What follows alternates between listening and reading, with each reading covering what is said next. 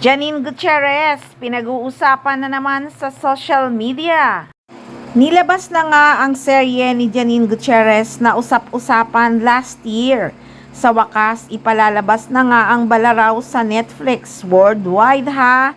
Kaya sobrang excited na talaga ang mga fans ni Janine Gutierrez, pati na rin ang Econin fans at madlang people.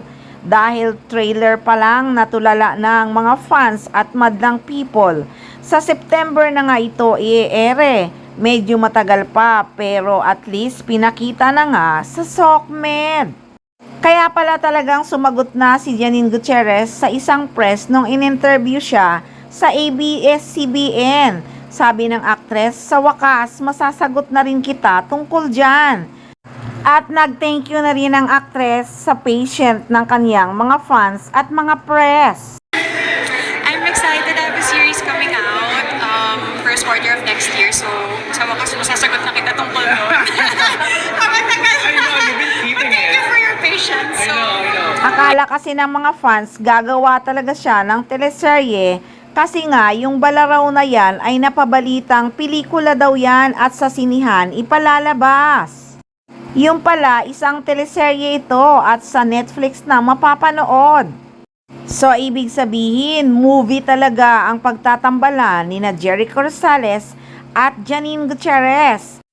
Wow na wow talaga yan. Baka bago matapos ang taon, may movie na talaga silang gagawin. Baka ngayon pa lang ay naghahanda na talaga sina Janine Gutierrez at Jericho Rosales dahil ang mga project nilang kanya-kanya ay ipalalabas na rin at tapos na talagang i-shoot ni Janine Gutierrez ang Balaraw. Niluluto na talaga yan ngayon pa lang dahil sigurado naman daw talagang may moving gagawin ang Econin. Marami talaga tayong aabangan ngayong 2026 sa Econin. Iba ang Econin pag nag-post sa SOCMED, pinag-uusapan talaga.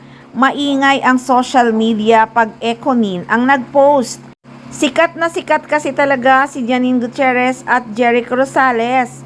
Lalo nga nung naging magkarelasyon sila, lalo talaga silang pinag-uusapan sa SOCMED.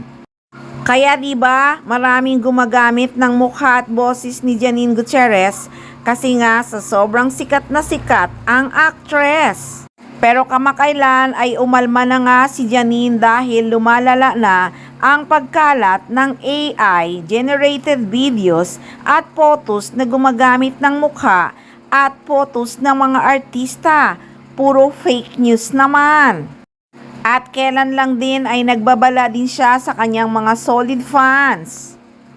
Message nga kasi ni Janine Gutierrez sa kanyang mga fans, had to report a creepy old video of my face and voice.